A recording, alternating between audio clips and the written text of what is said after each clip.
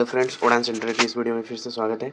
जैसे कि आप सबका एग्ज़ाम का डेट आ गया है, 28 फरवरी को आप लोगों का इंग्लिश का एग्ज़ाम होने वाला है, जिसमें हम लोग इंग्लिश के 6 चैप्टर तक कर लिए थे कंप्लीट। इसके आगे ही बढ़ते हैं 7 चैप्टर जो हमारा है रेन ऑन द रूफ।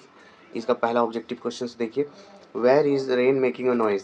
कहाँ पे रेन आवाज़ करता है, मतलब बारिश होने के टाइम किस जगह पर आवाज़ ज़्यादा होता है? वो होता है छत पर, ऑन द रूफ। ऑप्शन होगा सी नंबर इसका राइट आंसर। अगर पिछला वीडियो आपने नहीं देखा है तो उस वीडियो का लिंक नीचे डिस्क्रिप्शन में है, उसे क्लिक करके ज़रूर देख लीजिएगा, यह आपके लिए बहुत ज़्यादा इम्पोर्टेंट है। अगला क्वेश्चन है, who comes in the poet's memory when it rains.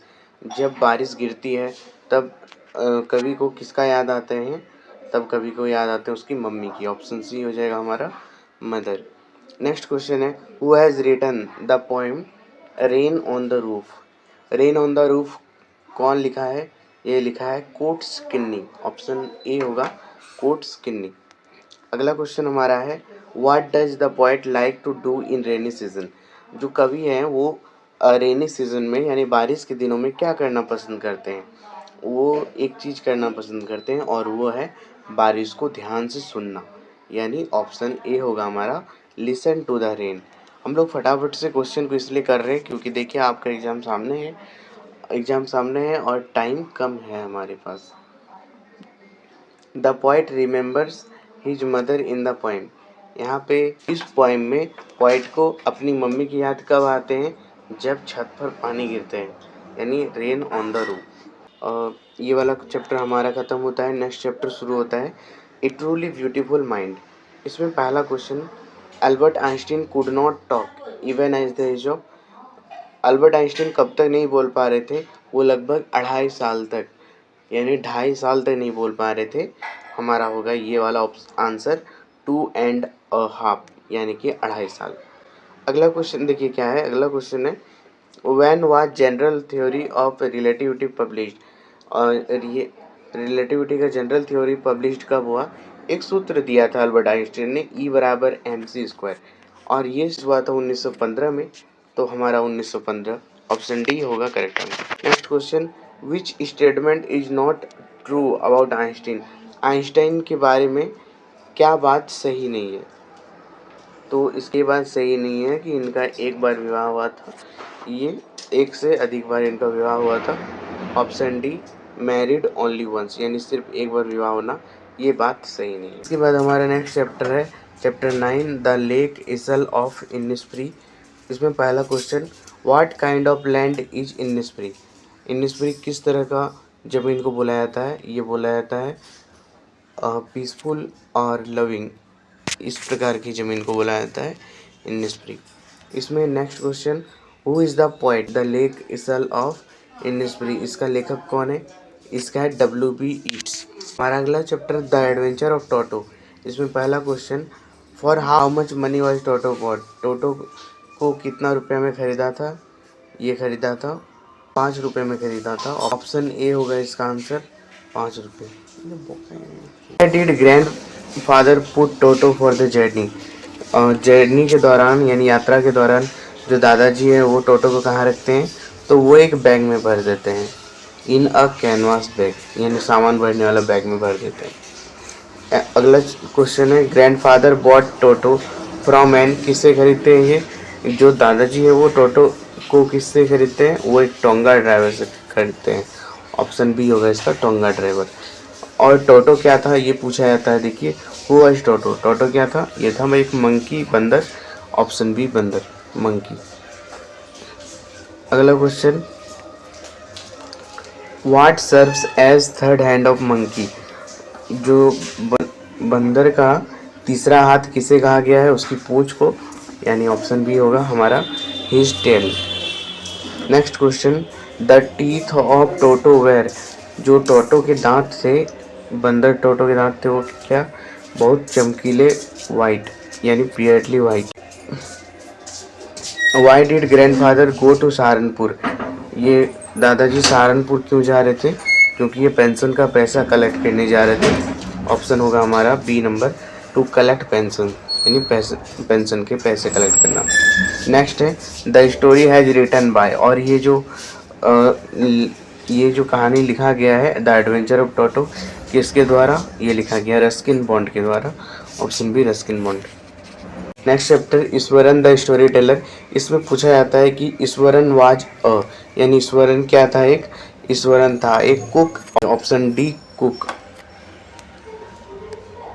हमारा अगला question, who could weave endless stories and anecdotes. कौन बहुत सारी कहानियां सुनाते थे?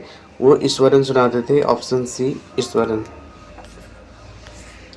हमारा अगला चैप्टर आता है the snake and the mirror.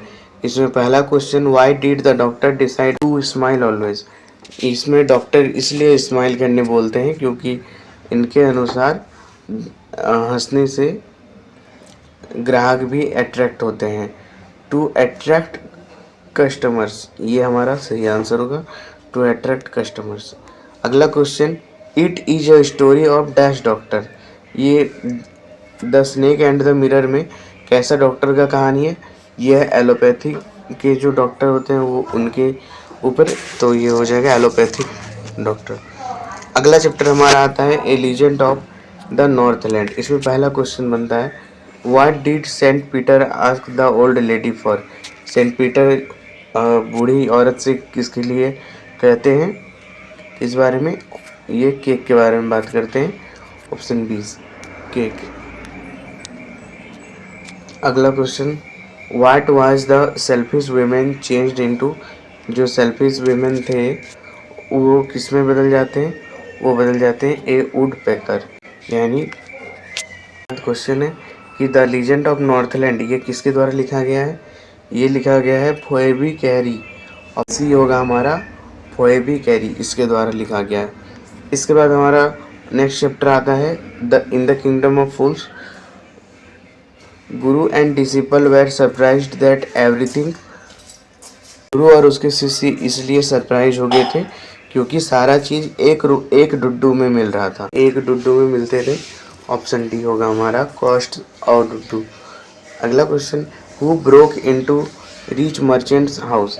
जो अमीर घर के जो अमीर लोग थे इस कहानी में, उसका घर कौन तोड़ा था?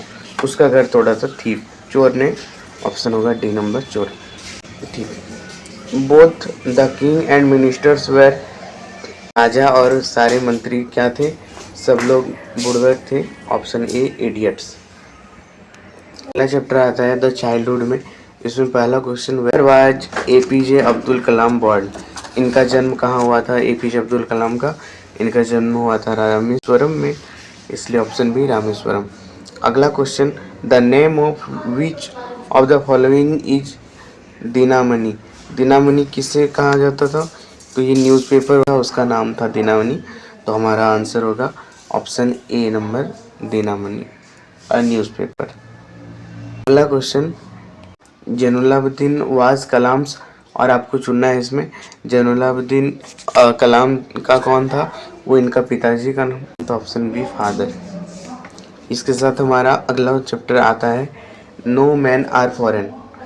इसमें who has written the poem no men are foreign, ये किसने लिखा है? ये लिखा है James Kirkup. Option B James Kirkup. अगला क्वेश्चन आता है what do we define according to the point. इसमें पूछा जा रहा है कि कवि के अनुसार हम लोग किसे अपवित्र कर रहे हैं। तो हम लोग जो है ना पृथ्वी का दुरुपयोग करके हम लोग पृथ्वी को अपवित्र कर रहे हैं। तो हमारा हो जाएगा ऑप्शन डी ह्यूमन अर्थ, क्योंकि हम लोग पृथ्वी को अपवित्र कर रहे हैं मानवों के लिए। आज के वीडियो में इतना ही। आगे आने वाले वीडियोस में बाकी चैप्टर्स के क्वेश्चंस को कंप्लीट करेंगे।